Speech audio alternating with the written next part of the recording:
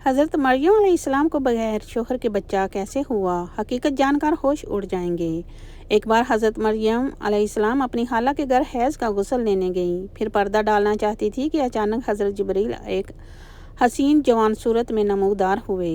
حضرت مریم نے کہا، بسم اللہ الرحمن الرحیم، السلام علیکم ورحمۃ اللہ وبرکاتہ۔ حضرت مریم علیہ السلام کے حمل کا معاملہ اس انداز سے پیش آیا کہ وہ اپنی خالہ یا قریبی رشتہ دار کے گھر گوشہ نشینی اختیار کرنے کے لیے تشریف لے گئیں۔ پھر جب انہوں نے پردہ آویزاں کرنے کا ارادہ کیا تو اسی لمحے حضرت جبریل امین علیہ السلام ایک نہایت حسین و جمیل اور بے داڑھی نوجوان کی صورت میں ظاہر ہوئے۔ حضرت مریم علیہ السلام نے جب ایک نامحرم کو اپنی جانب متوجہ دیکھا تو فوراً فرمایا کہ میں تم سے اللہ تعالیٰ کی پناہ مانگتی ہوں اگر تم متقی ہو۔ اس پر حضرت جبریل امین علیہ السلام نے وضاحت کی کہ میں کوئی ایسا شخص نہیں جس سے خوف کیا جائے، بلکہ میں تمہارے رب کا بھیجا ہوا فرشتہ ہوں اور تمہیں پاکیزہ بیٹے کی بشارت دینے آیا ہوں، جس کا ذکر قرآن کریم میں یوں آیا ہے کہ فرشتوں نے کہا، اے مریم علیہ السلام، اللہ تعالیٰ تمہیں اپنی طرف سے ایک کلمے کی خوشخبری دیتا ہے جس کا نام عیسیٰ ابن مریم علیہ السلام ہوگا۔ وہ دنیا اور آخرت دونوں میں باعزت ہوگا اور اللہ تعالیٰ کے مقرب بندوں میں شمار کیا جائے گا۔ وہ لوگوں سے گہوارے میں بھی گفتگو کرے گا اور پختہ عمر میں بھی، اور وہ صالحین میں سے ہوگا۔ حضرت مریم علیہ السلام نے تعجب سے عرض کیا کہ میرا بیٹا کیسے ہوگا، حالانکہ مجھے کسی انسان نے کبھی چھوا تک نہیں اور نہ ہی میں کوئی بدکار عورت ہوں۔ اس پر حضرت جبریل امین علیہ السلام نے فرمایا کہ تمہارا سوال بجا ہے، مگر تمہارے رب کا فرمان ہے کہ میرے لیے بغیر باپ کے اولاد پیدا کرنا بالکل آسان ہے، اور یہی بات قرآن کریم میں اس طرح بیان ہوئی ہے کہ حضرت مریم علیہ السلام نے کہا، اے میرے رب، میرے ہاں بیٹا کیسے ہوگا جب کہ کسی مرد نے مجھے ہاتھ تک نہیں لگایا۔ اللہ تعالیٰ نے ارشاد فرمایا کہ اسی طرح اللہ جسے چاہتا ہے پیدا کرتا ہے، جب وہ کسی کام کا فیصلہ فرما لیتا ہے تو بس اس سے کہتا ہے ہو جا، بس وہ ہو جاتا ہے۔ حضرت مریم علیہ السلام کو اسی لمحے عظیم خوشخبری عطا کی گئی کہ ان سے پیدا ہونے والا بچہ نبی ہوگا، بنی اسرائیل کی ہدایت کے لیے مبعوث کیا جائے گا، تورات اور انجیل کا علم رکھے گا اور بڑے بڑے معجزات دکھائے گا، جیسا کہ قرآن کریم میں بیان فرمایا گیا ہے کہ اللہ تعالیٰ اسے کتاب، حکمت، تورات اور انجیل سکھائے گا، وہ بنی اسرائیل کی طرف سے رسول ہوگا۔ ان تمام بشارتوں کے بعد حضرت جبریل امین علیہ السلام نے حضرت مریم علیہ السلام کے گریبان میں روح مبارک پھونکی، جس کے نتیجے میں فوراً حمل ٹھہر گیا۔ حضرت مریم علیہ السلام بیان فرمایا کرتی تھی کہ مدت حمل میں تنہائی کے وقت حضرت عیسیٰ علیہ السلام ان سے گفتگو کرتے اور لوگوں کے درمیان ہونے پر اللہ تعالیٰ کی تسبیح بیان کرتے تھے، حالانکہ اس وقت وہ رحم مادر میں تھے۔ حضرت مریم علیہ السلام جب اپنی خالہ کے ساتھ ملاقات کرتی تو یوں محسوس ہوتا کہ خالہ کے پیٹ میں موجود بچہ یعنی حضرت یحییٰ علیہ السلام حضرت مریم علیہ السلام کے بطن میں موجود حضرت عیسیٰ علیہ السلام کی جانب جھک کر سلام عرض کرتا ہے۔ حضرت یوسف نجار جو حضرت مریم علیہ السلام کے ماموں کے بیٹے تھے، بیت المقدس میں عبادت میں مشغول رہتے اور کبھی کبھار حضرت مریم علیہ السلام کو ان کی خالہ کے گھر چھوڑنے آتے تھے۔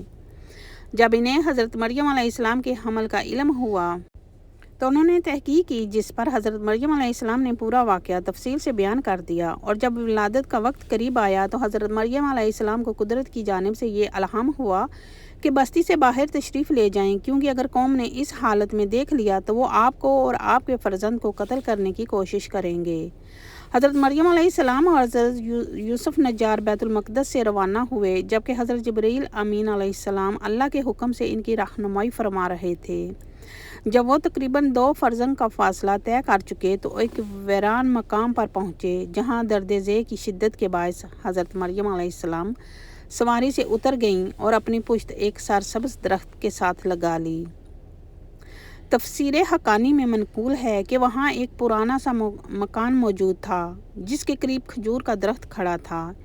اسی حالت میں حضرت عیسیٰ علیہ السلام بغیر کسی غیر معمولی مشقت کے پیدا ہو گئے۔ اس موقع پر حضرت مریم علیہ السلام کے دل میں بے حد کرب پیدا ہوا اور انہوں نے کہا کہ کاش میں اس واقعے سے پہلے ہی وفات پا جاتی اور لوگوں کی نگاہوں سے بالکل بھلا دی جاتی۔ تب اللہ تعالیٰ نے اپنے فضل و کرم سے فرشتوں کو بھیجا اور اسی جگہ ان کے قدموں کے نیچے ایک چشمہ جاری کر دیا۔ فرشتوں نے حضرت عیسیٰ علیہ السلام کو غسل دیا اور حضرت جبریل امین علیہ السلام نے اپنے رب کے حکم سے فرمایا کہ اے مریم علیہ السلام غمگین نہ ہو، اللہ نے تمہارے لیے پانی کی نہر جاری کر دی ہے اور اس درخت کو سرسبز کر دیا ہے۔ اب تم کھجور کی شاخ کو اپنی طرف ہلاؤ، وہ تم پر تازہ کھجوریں گرا دے گا، پس تم کھاؤ، پانی پیو اور اپنے بیٹے کو دے کر اپنی آنکھوں کو ٹھنڈک پہنچاؤ۔ حضرت مریم علیہ السلام نے عرض کیا کہ اگر لوگ مجھ سے سوال کریں گے یہ بچہ کہاں سے آیا ہے تو میں کیا جواب دوں گی؟ اس پر حضرت جبریل امین علیہ السلام نے فرمایا کہ اگر تم کسی انسان کو دیکھو تو اشارے سے بتا دینا کہ میں نے اللہ کے لیے خاموشی کا روزہ مانا ہے اور آج میں کسی انسان سے کلام نہیں کروں گی، کیونکہ اس زمانے میں کھانے پینے کے ساتھ گفتگو سے رک جانا بھی روزے میں شامل تھا۔ اور اسی واقعے کو قرآن کریم میں اس طرح بیان فرمایا گیا ہے کہ حضرت مریم علیہ السلام اس بچے کو اٹھا کر ایک دور مقام کی طرف چلی گئیں۔ حضرت مریم علیہ السلام نے پھر بچے کو کھجور کے درخت کے قریب لے جا کر عرض کیا کہ کاش میں اس واقعے سے پہلے ہی وفات پا جاتی اور سب کے ذہنوں سے بھول جاؤں۔ تب اسی وقت نیچے سے آواز آئی کہ غم نہ کرو، تمہارے رب نے تمہارے قدموں کے نیچے چشمہ جاری کر دیا ہے اور کھجور کے تنے کو اپنی طرف جھکاؤ، وہ تمہارے لیے پکی کھجوریں گرائے گا، بس ان کو کھاؤ، پانی پیو اور اپنے بیٹے کو دے کر اپنی آنکھوں کو سکون پہنچاؤ۔ اور اگر تم کسی انسان کو دیکھو تو بس اشارے سے بتا دو کہ میں نے اللہ تعالیٰ کے لیے روزہ اختیار کیا ہے اور آج کسی انسان سے بات نہیں کروں گی۔ حضرت ابن عباس رضی اللہ تعالیٰ عنہ بیان فرماتے ہیں کہ حضرت مریم علیہ السلام فرشتے کی بشارت کے سبب غم سے فارغ ہو گئیں اور نفاس کے دوران 40 دن اسی جگہ ٹھہری رہیں، پھر اپنے گھر واپس آئیں۔ تمام خوشخبریاں جو فرشتے نے حضرت مریم علیہ السلام کو دی تھیں، ان میں بچے کے متعلق سوال کا جواب بھی شامل تھا کہ تم بچے کی طرف اشارہ کر کے کہہ دو کہ اس سے پوچھ لو۔ اس پر بنی اسرائیل نے غصے سے کہا کہ تم نے کیا برا کام کیا ہے، اے ہارون علیہ السلام کی بہن جو عبادت میں مشغول تھی اور جس کی ماں بدکار نہ تھی۔ حضرت مریم علیہ السلام نے حضرت عیسیٰ علیہ السلام کی طرف اشارہ کیا اور کہا کہ اس سے پوچھ لو، لیکن وہ لوگ اور بھی غصے میں آ کر بولے کہ تم ہم سے مذاق کر رہی ہو کہ ہم اس چھوٹے بچے سے بات کریں۔ تب حضرت عیسیٰ علیہ السلام بولے کہ میں خدا کا بندہ ہوں، اللہ نے مجھے کتاب عطا کی اور نبی بنایا۔ جب یہود نے یہ معجزہ دیکھا تو ان کی زبانیں جامد ہو گئیں۔ چنانچہ ارشاد ہوا کہ پھر حضرت مریم علیہ السلام اپنے بیٹے کو گود میں لیے ہوئے اپنی قوم کے سامنے آئیں۔ لوگوں نے کہا، اے مریم علیہ السلام تم نے تو بڑا طوفان برپا کر دیا۔ اے ہارون علیہ السلام کی بہن، نہ تمہارے والد کسی برے انسان تھے اور نہ تمہاری ماں بدکار تھی۔ حضرت مریم علیہ السلام نے اس بچے کی طرف اشارہ کیا۔ لوگوں نے کہا کہ ہم اس سے کیسے بات کریں گے جبکہ یہ گود میں ایک بچہ ہے؟ تب حضرت عیسیٰ علیہ السلام نے فرمایا کہ میں اللہ تعالیٰ کا بندہ ہوں، اللہ نے مجھے کتاب عطا کی اور نبی بنایا۔ معرف القرآن میں بیان ہے کہ جب خاندان کے افراد نے حضرت مریم علیہ السلام کو ملامت کرنا شروع کیا تو حضرت عیسیٰ علیہ السلام اس وقت دودھ پی رہے تھے۔ جیسے ہی انہوں نے یہ کلام سنا تو دودھ چھوڑ دیا اور اپنے بائیں پہلو پر سہارا لے کر لوگوں کی طرف رخ کیا اور شہادت کی انگلی اٹھا کر فرمایا کہ میں خدا کا بندہ ہوں۔ اس طریقے سے حضرت عیسیٰ علیہ السلام نے اپنی پیدائش کے معجزانہ انداز کے باوجود یہ واضح کر دیا کہ میں اللہ کا بندہ ہوں تاکہ لوگ مجھے عبادت کے لائق نہ سمجھیں۔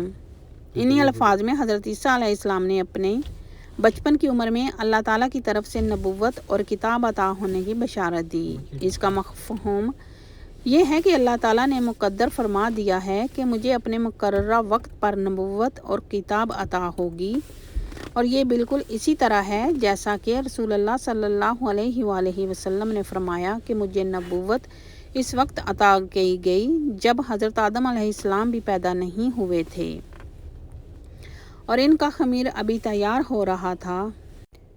اس مفہوم کی وضاحت خود ظاہر ہے کہ نبوت عطا ہونے کا وعدہ حضور نبی کریم صلی اللہ علیہ وآلہ وسلم کے لیے کس قدر یقینی اور قطعی تھا۔ اس یقین کی بنا پر یہاں بھی عطائے نبوت کو صیغہ ماضی کے ساتھ بیان کیا گیا تاکہ اس کے حتمی ہونے میں کوئی شبہ باقی نہ رہے۔ اسی انداز بیان کے ذریعے ان لوگوں کی بدگمانیاں ختم کر دی گئیں جو حضرت مریم علیہ السلام پر ناحق الزام تراشی کر رہے تھے، کیونکہ حضرت عیسیٰ علیہ السلام کا نبی ہونا اور رسالت سے سرفراز کیا جانا اس بات کی واضح دلیل تھا کہ ان کی ولادت کسی گناہ یا بدکاری کا نتیجہ نہیں ہو سکتی۔ روایات میں آتا ہے کہ ماں کی دانائی اولاد کی تربیت اور کردار کو سنوار دیتی ہے۔ اسی حقیقت کی مثال حضرت انس بن مالک رضی اللہ عنہ کے واقعے سے بھی ملتی ہے۔ وہ بیان فرماتے ہیں کہ جب حضور نبی اکرم صلی اللہ علیہ وآلہ وسلم ہجرت فرما کر مدینہ منورہ تشریف لائے تو میرے والد ناراض ہو کر الگ ہو گئے اور گھر میں اور میری والدہ رہ گئے۔ میری والدہ حضرت ام سلیم رضی اللہ عنہا حضور نبی کریم صلی اللہ علیہ وآلہ وسلم کی خدمت میں حاضر ہوئیں اور عرض کیا، یا رسول اللہ صلی اللہ علیہ وآلہ وسلم، مدینہ کے ہر گھر نے کسی نہ کسی طرح آپ کی خدمت کی سعادت حاصل کی ہے۔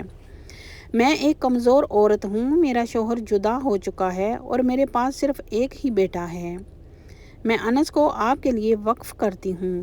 آج کے بعد یہ میرا نہیں بلکہ آپ کا ہوگا اور آپ کی خدمت انجام دے گا۔ چنانچہ حضرت ام سلیم رضی اللہ عنہا نے حضرت انس بن مالک رضی اللہ تعالیٰ عنہ کو کم عمری ہی میں حضور اکرم صلی اللہ علیہ وآلہ وسلم کی خدمت میں پیش کر دیا اور یوں وہ 10 برس کی عمر سے رسول کریم صلی اللہ علیہ وآلہ وسلم کی خدمت کا شرف حاصل کرنے لگے۔ حضرت انس بن مالک رضی اللہ عنہ بیان فرماتے ہیں کہ میں نے 10 برس تک حضور نبی کریم صلی اللہ علیہ وآلہ وسلم کی ذاتی خدمت کا شرف حاصل کیا اور جب میری عمر 21 برس ہوئی تو حضور نبی کریم صلی اللہ علیہ وآلہ وسلم کا وصال ہو گیا۔ آپ صلی اللہ علیہ وآلہ وسلم مدینہ منورہ میں بلا ضرورت لوگوں کے گھروں میں تشریف نہیں لے جایا کرتے تھے، کیونکہ یہ آپ صلی اللہ علیہ وآلہ وسلم کا معمول نہیں تھا۔ البتہ آپ صلی اللہ علیہ وآلہ وسلم کبھی کبھار حضرت انس بن مالک رضی اللہ تعالیٰ عنہ کے گھر تشریف لاتے تھے اور جب بھی آتے تو ہم سے جو خدمت بن پڑتی وہ انجام دیتے۔ ایک دن چاشت کے وقت حضور نبی کریم صلی اللہ علیہ وآلہ وسلم تشریف لائے تو حضرت انس بن مالک رضی اللہ عنہ فرماتے ہیں کہ میری والدہ نہایت دانا اور بصیرت والی تھیں۔ انہوں نے عرض کیا، یا رسول اللہ صلی اللہ علیہ وآلہ وسلم، یہ آپ کا خادم اور بچہ ہے، اس کے حق میں دعا فرما دیجئے۔ حضور نبی کریم صلی اللہ علیہ وآلہ وسلم اس وقت خوش مزاجی میں تھے۔ آپ صلی اللہ علیہ وآلہ وسلم نے مجھ سے فرمایا، انس بتاؤ تمہیں کیا چاہتے ہو؟ میں نے عرض کیا، یا رسول اللہ صلی اللہ علیہ وآلہ وسلم، مجھے لمبی عمر عطا ہو، مال میں فراوانی نصیب ہو اور اولاد زیادہ ہو۔ اس پر حضور نبی کریم صلی اللہ علیہ وآلہ وسلم نے 3 دعائیں فرمائی: اے اللہ، اس کے مال اور اولاد میں برکت اور کثرت عطا فرما اور اسے جنت میں داخل فرما۔ حضرت انس بن مالک رضی اللہ تعالیٰ عنہ فرمایا کرتے تھے کہ ان 3 دعاؤں میں سے 2 دعاؤں کو میں نے اپنی آنکھوں سے پورا ہوتے ہوئے دیکھا۔ حضور نبی کریم صلی اللہ علیہ وآلہ وسلم کی دعا کی برکت سے مجھے 100 برس سے زائد عمر نصیب ہوئی اور بڑھاپے تک میرا جسم بالکل سیدھا اور مضبوط رہا۔ حضرت انس بن مالک رضی اللہ تعالیٰ عنہ فرماتے ہیں کہ اپنی اولاد کے بارے میں یہ کہہ سکتا ہوں کہ اپنی زندگی میں بیٹے، بیٹیاں، پوتے، پوتیاں، نواسے اور نواسیاں جنہیں میں نے اپنے ہاتھوں سے دفن کیا وہ تقریباً 90 کے قریب ہیں اور موجودہ شمار کے مطابق 200 تک پہنچتے ہیں۔ حافظ ابن حجر عسقلانی فرماتے ہیں کہ اتنی تعداد تقریباً 200 تھی۔ اللہ تعالیٰ نے میرے مال و دولت میں ایسی برکت عطا فرمائی کہ میں خود اندازہ نہیں لگا سکتا کہ میرے پاس کتنی دولت موجود ہے۔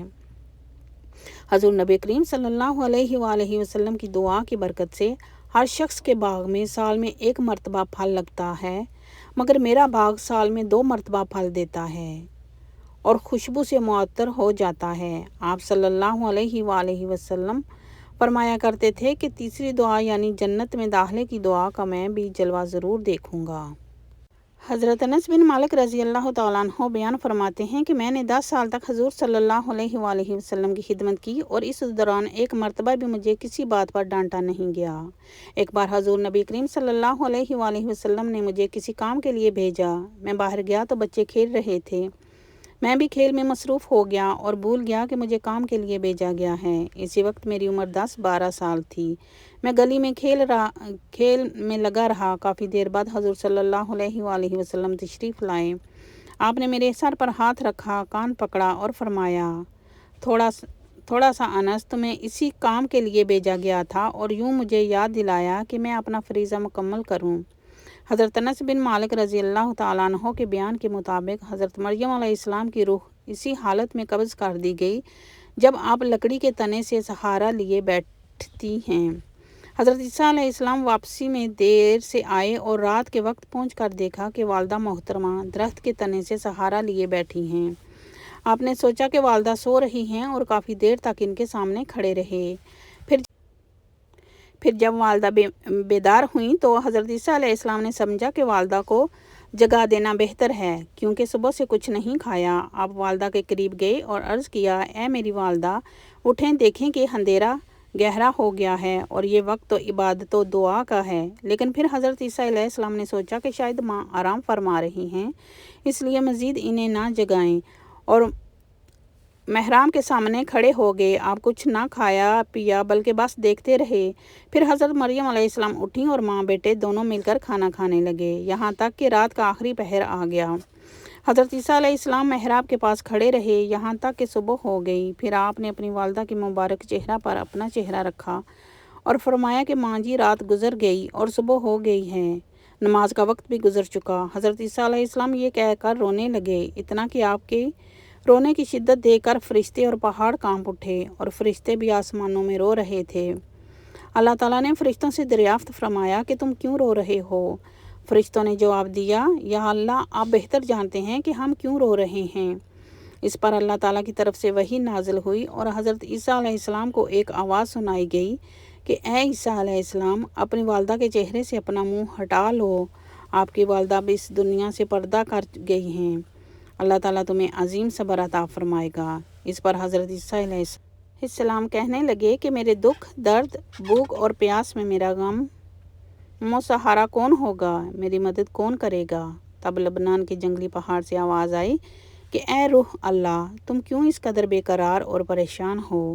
کیا تم اللہ تعالیٰ کے ساتھ کوئی اور مددگار چاہتے ہو؟ حضرت عیسیٰ علیہ السلام نے جب یہ آواز سنی تو پہاڑ سے اتر کر ایک گاؤں کی طرف روانہ ہوئے جہاں بنی اسرائیل آباد تھے۔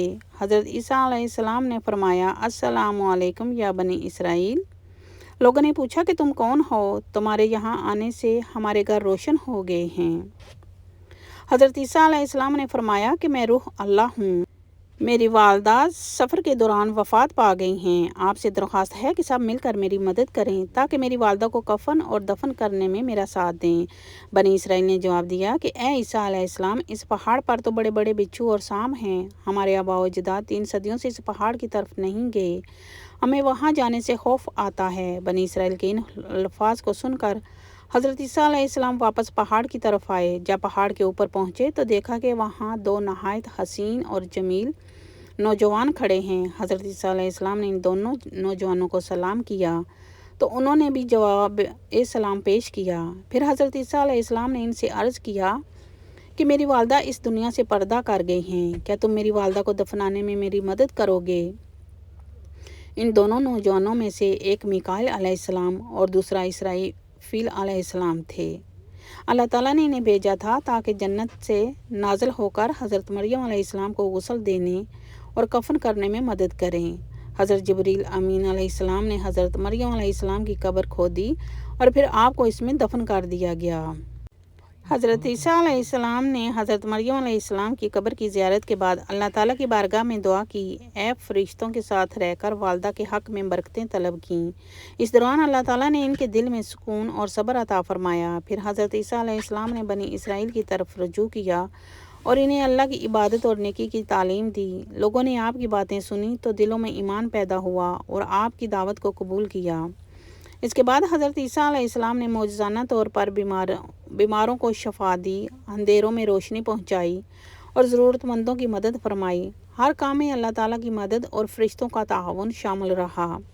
یوں حضرت عیسیٰ علیہ السلام اپنی نبوت اور پیغام کی تکمیل کرتے رہے۔ اللہ کے حکم کے مطابق آپ کی زندگی میں ہر لمحہ عبادت، شکر اور انسانیت کی خدمت میں گزرتی رہی، اور یہ سلسلہ آپ کی آمدنی اور تعلیمات کے ذریعے بنی اسرائیل تک پہنچتا رہا۔ قرب قیامت حضرت عیسیٰ علیہ السلام کا آسمان سے نزول ایک عظیم اور قطعی واقعہ ہے، جس پر قرآن کریم، احادیث نبویہ اور امت مسلمہ کا اجماع ہے۔ جب دنیا میں فتنوں کی انتہا ہو چکی ہوگی، ظلم و جبر عام ہوگا، دین محض نام رہ جائے گا، دجال کا فتنہ پوری شدت کے ساتھ ظاہر ہو چکا ہوگا، وہ غیر معمولی طاقتوں، دھوکوں، جادو، فریب اور جھوٹے دعووں کے ذریعے خود کو رب ثابت کرنے کی کوشش کر رہا ہوگا، زمین کے اکثر حصوں میں فساد پھیلا چکا ہوگا، ایمان لانے والوں کے لیے حالات نہایت سخت ہو جائیں گے۔ ایسے نازک وقت میں اللہ تعالیٰ اپنی خاص نصرت کا ظہور فرمائے گا اور حضرت عیسیٰ علیہ السلام کو آسمان سے زمین پر نازل فرمائے گا۔ احادیث صحیحہ کے مطابق آپ علیہ السلام آسمان دنیا سے نزول فرمائیں گے۔ آپ کا نزول مشرق دمشق میں ہوگا۔ موجودہ ملک شام کے شہر دمشق میں جامع مسجد بنو امیہ، جسے مسجد اموی کہا جاتا ہے، اس کے مشرقی سفید مینار کے قریب آپ علیہ السلام نازل ہوں گے۔ بعض روایات میں آیا ہے کہ وہ مینار سفید پتھر کا ہوگا اور اس جگہ پر 2 فرشتے آپ علیہ السلام کے بازوؤں کے نیچے ہوں گے۔ جب آپ سر جھکائے اتریں گے تو آپ کے بالوں سے پانی کے قطرے ٹپک رہے ہوں گے، گویا تازہ غسل فرمایا ہو۔ حالانکہ وہ گیلا نہیں ہوگا بلکہ نورانی کیفیت کا اظہار ہوگا۔ نزول کے وقت فجر یا عصر کا وقت ہوگا۔ اس وقت امام مہدی رضی اللہ عنہ مسلمانوں کی امامت کر رہے ہوں گے۔ جب نماز قائم ہونے لگے گی تو امام مہدی رضی اللہ عنہ حضرت عیسیٰ علیہ السلام کو آگے بڑھنے کی دعوت دیں گے، مگر حضرت عیسیٰ علیہ السلام تواضع کے ساتھ فرمائیں گے کہ اس امت کی امامت اسی میں سے ہوگی۔ یوں وہ نبی ہونے کے باوجود امت محمدیہ کے ایک فرد کی حیثیت سے امام مہدی رضی اللہ عنہ کے پیچھے نماز ادا کریں گے اور یہ اعلان ہوگا کہ شریعت اب محمدی شریعت ہی نافذ ہے اور قیامت تک یہی دین غالب رہے گا۔ نماز کے بعد حضرت عیسیٰ علیہ السلام دجال کے خلاف عملی اقدام کریں گے۔ دجال اس وقت فلسطین کے علاقے میں ہوگا، خاص طور پر لد کے مقام پر، جو موجودہ اسرائیل کے قریب واقع ہے۔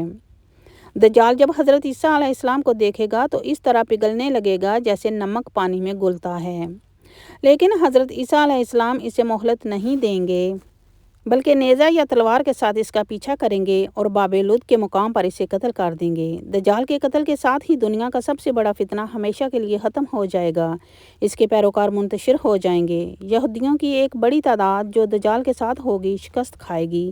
اس وقت ایک عجیب کیفیت ہوگی کہ درخت اور پتھر بھی بول اٹھیں گے اور کہیں گے، اے اللہ کے بندے، اے مسلمان، میرے پیچھے یہودی چھپا ہوا ہے، آؤ اور اسے قتل کرو، سوائے غرقد کے درخت کے جو یہودیوں کا درخت ہوگا اور وہ خاموش رہے گا۔ دجال کے خاتمے کے بعد حضرت عیسیٰ علیہ السلام پوری دنیا میں عدل و انصاف قائم کریں گے، صلیب کو توڑیں گے تاکہ باطل عقیدہ ختم ہو، خنزیر کو قتل کریں گے تاکہ حرام و حلال کا فرق واضح ہو، جزیہ ختم کر دیا جائے گا کیونکہ اس وقت صرف اسلام ہی قبول کیا جائے گا، زمین امن کا گہوارہ بن جائے گی، شیر اور بکری ایک ساتھ چریں گے، سانپ اور بچے ایک دوسرے کو نقصان نہیں پہنچائیں گے، حسد، کینہ، بغض اور نفرت دلوں سے ختم ہو جائے گی، مال کی اتنی فراوانی ہوگی کہ زکوٰۃ لینے والا کوئی نہیں ملے گا، بارشیں بکثرت ہوں گی، زمین اپنی برکتیں اگل دے گی۔ حضرت عیسیٰ علیہ السلام تقریباً 40 سال زمین پر قیام فرمائیں گے۔ اس دوران آپ شادی بھی فرمائیں گے، اولاد ہوگی اور عام انسانوں کی طرح زندگی گزاریں گے۔ آخرکار آپ کا وصال ہوگا اور مسلمانوں کے طریقے کے مطابق آپ کو مدینہ منورہ میں روضہ رسول صلی اللہ علیہ وآلہ وسلم کے قریب دفن کیا جائے گا۔ یوں حضرت عیسیٰ علیہ السلام کا نزول، دجال کا قتل، عدل کا قیام اور فتنوں کا خاتمہ قیامت کی عظیم نشانیوں میں شامل ہوگا کہ اب دنیا اپنے اختتام کی طرف تیزی سے بڑھ رہی ہے اور اللہ تعالیٰ کا وعدہ سچا ہے۔ حضرت عیسیٰ علیہ السلام کی وفات کے بعد زمین پر جو حالات رونما ہوں گے وہ قیامت کے بالکل قریب ترین دور کی تصویر ہوں گے، کیونکہ آپ علیہ السلام کے وصال کے ساتھ ہی وہ آخری مضبوط رکاوٹ بھی اٹھ جائے گی جو انسانیت کو مکمل زوال سے روکے ہوئے تھی۔ روایات کے مطابق حضرت عیسیٰ علیہ السلام کے انتقال کے بعد کچھ مدت تک دنیا میں امن، سکون اور ظاہری خیر باقی رہے گی، کیونکہ آپ کی قائم کردہ عدل و انصاف کی بنیادیں مضبوط ہوں گی۔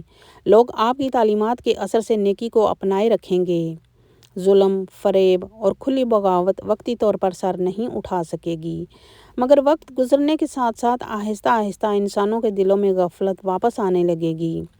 نئی نسلیں جنہوں نے حضرت عیسیٰ علیہ السلام کو نہیں دیکھا ہوگا وہ دنیا کی آسائشوں میں زیادہ مشغول ہو جائے گی، دین کا علم کم ہوتا چلا جائے گا، علماء دنیا سے اٹھتے جائیں گے، علم کے چراغ بجھنے لگیں گے، عبادات میں سستی پیدا ہوگی، نمازیں رسمی بن جائیں گی، حلال و حرام کی تمیز دھندلا جائے گی، امانت اور دیانت کمزور پڑ جائے گی، سچ کو بوجھ اور جھوٹ کو ہوشیاری سمجھا جانے لگے گا۔